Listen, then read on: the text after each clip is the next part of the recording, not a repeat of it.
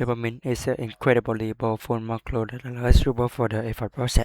It allows us to be in effort longer, and it allows us to actually eventually enjoy the process of effort and not think about the reward, but just, oh, I'm enjoying the process. Right, you just describe the first step. The first step in learning to attach dopamine to the effort process, which is the key operation in order to succeed, is to be very careful about how much you focus at the end goal. And serve your thought if you're having a hard time to controlling your thought, your feelings, and your emotion, you're feeling triggered and you're feeling everything bearing down you. Do something to shift your philosophy so that you can approach that challenge from a different stance. If you to instruct someone to do the worst possible things in the morning to set their failure up for failure, what would it be? Stay in bed, cushion rolls, massively scrolling on social media, drinking coffee too early in the day. They are getting into any kind of movement, sort of making a cup of coffee while testing. And they're not being deliberate with international with the thing they are doing. They're just allowing the morning to come and check them wherever the wind blow. That's right. And I have to say, even I thought I described my routine. My morning routine accurately if I were to really automate it. I would.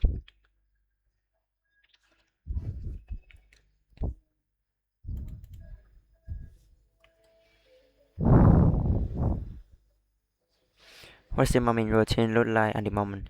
Morning routine is, and I have to be carefully because whenever I describe my routine in a little bit of detail, I always say I can't believe you don't go to the bathroom, and it's to like I want my pen exactly right full level, so I want to be clear when I take care of my basic function.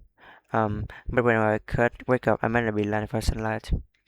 So I'm going to get the sunlight in my eyes for the, and we're probably going to try saving this for good. If people have heard me this before, but I think the best thing you do for your sleep, your energy, your mood, your wakefulness, your metabolism is to get natural light in your eyes early in the day. No way saying that to do it. Take about 10 minutes or so. If you live in the cold area, if you're in the UK, in the winter or the summer, maybe research some official lights as a replacement. But I must you get one to get at bright natural and filter natural official light in your eyes early day with sunglasses, contact and eyeglasses are fine. Don't try and do it through a window or research is going to take far too long. This set in a huge number of different natural biological and hormonal assets that are good for you. Reduce stress like at night. Copper, cortisol, a million different things really that are good for you. So I get that. So I come back inside and then I do not drink caffeine right away. It's important in many ways to delay caffeine enough so that you can clear out some of the chemical signal in the brain and body that leads to a feelings of fatigue. So the longer you are waking, the more molecular adonis build up into your system, and when you sleep, you burst out adonis.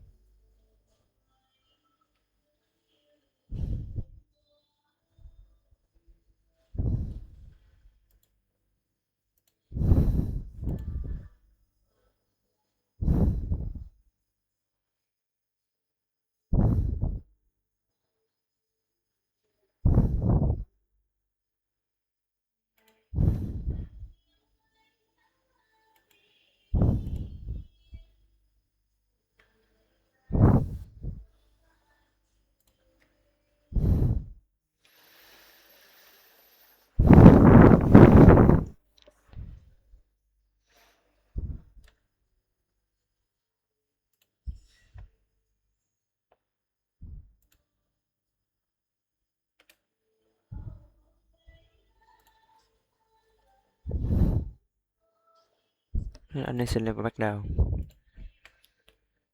when you wake up in the morning and that innocent level can be zero, but oftentimes that's still something around. Caffeine is innocent. Antagonist, it blocks innocent function. A little more complicated than that, but that's effectively what it does. So if you wake up and you got 20% of your innocent is still hasn't been cleared out, that's sort of a cloudiness that you wake up with, then you go and you drink coffee and you crush that ability of adrenaline to have that effect that hasn't gone away. So that when your coffee wakes up mid morning, now that adrenaline is there and you feel like there's a mid morning crash or an afternoon crash. So I delay my caffeine intake for about 90 and I delay 120 minutes after I wake up. Because in that way, you bring your adrenaline level down very low to zero, and then you don't get this rebound crash in the afternoon. For years, I would get this spotless crash, and I thought maybe I'm eating too much for lunch. Would I already say maybe I'm eating the wrong food? So now it's work related to my timing of caffeine, and your system learn how to wake up naturally, right? You get the natural cortisol and adrenaline. Give it the time, and people hate sleep one because it's a little painful for the caffeine addict. But I'm registered caffeine addict, and I'm appraising that, and I will tell you, it also makes the shot coffee so much with you much like sorry you are like my first text is much better. That's related to the dopamine system which I know you are going to talk about later. Just out during on your phone when it comes to dopamine. Okay, right. Good question. We often hear that the social media getting dopamine hit after dopamine hit. When we first get on social media after a while, along for the first time or after a long period of time, the amount of dopamine that's released within a which substantial. It's novel. Remember dopamine is up about novelty of surprise and understand that we are on a some exciting track. That's what dopamine is really about. It puts us into a state of readiness, anticipation, looking, seeking, always almost away for these things outside the comfort of our skin. One of the key takeaway from that book, Domination, that I incorporated in my own life is that there are certain activities like code that create long-lasting out of dopamine. Those can be very useful for boosting us to long-lasting motivational states. There's not big and short. That the pen of cold water, followed by this long dopamine, wonderful, kids kind of antidepressant, motivated the motivator natural stimulus. I would say if you don't have access to an but you go sour if you have a sour that doesn't get enough cold enough. Keep in mind that a renal study so in this domain increase people get into steady with water which is not that cold for 45 minutes to an hour. So you water build up my up but you cold you just cap cool back and get into the neck. So could I realize that there's sometimes people barrier to people that people don't have an ice bath. And I have to say, even thought I described my routine and created my morning routine and could if I was to really automate it and have this from time to time. I would get up, I would hydrate, and I would immediately exercise. I would use that early, picking of cortisol response that come with working working to get body income action set up to Wingo style right for the hours but I see them at 7 a.m. Yeah. Recently, let's say somebody really want to take on a fitness routine, they had running and they want to lose weight, it's in a healthy way. This kind of thing. So we had the example of thing where you just put your shoes in the other one, they show you what amount, they show you out the door, therefore you walk around the block and then and then absolutely you like running the marathon. Okay, what a substance that behavior, or even to make the behavior restful and to give you energy. The key is to subjectively reward the step. So it's not going to be, let's say I will go out and I run a mile, and my goal is to run 10 miles in a few weeks. The case that you are in the strength of that mile, you have part. You tell yourself, that's the good part. That's the part that give me energy, and I will be very subside if you don't actually feel like they could continue further. So a journey of thousand with my start with a single is made up of single step in the case to reward the hard step, not the easy one and not the ones you get the thing that you want. Knowing you want yourself for putting your soul and taking a step outside. You could if had a was a huge barrier for you to work very hard. It worked very hard for you within 10 miles far the world and push a little bit further through that world and reward that process. There's the dead hard part because it will adrenaline interference getting mega and that when you have an opportunity to bring dopamine in and take those narrow pathway to slam them back down. The other element that's really important to practice is naming rest phrase, and it associated with the release of the macroneurotransmitter serotonin. Serotonin is a reward molecule just like dopamine, except that it's released in the brain in response to the subjective experience that we have enough resources.